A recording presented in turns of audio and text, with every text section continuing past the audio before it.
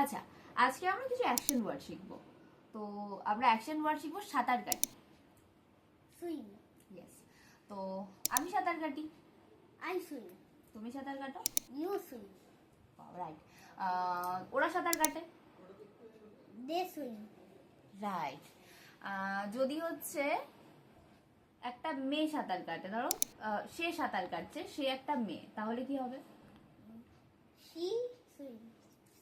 Right, swings. And যদি হচ্ছে কোনো ছেলে সাঁতার কাটে, মানে তুমি ধরো কোনো ছেলে সাঁতার কাটছে সেটা বলছো, তাহলে কি হবে? মানে সে সাঁতার কাটে, সে ছেলে একজন। হি সুইমস। রাইট। দেখেছো তো বিষয়টা কিরকম, একটা সুইমের সাথে কিরকম আলাদা আলাদা জায়গায় আলাদা আলাদা রকম ব্যবহার হলো। তাহলে তুমি সাঁতার কাটো। You swim. আচ্ছা, ওরা সাঁতার কাটে। They swim. Right.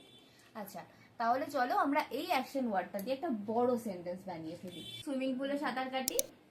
I swim in the swimming pool. সে লেকে সাঁতার কাটে।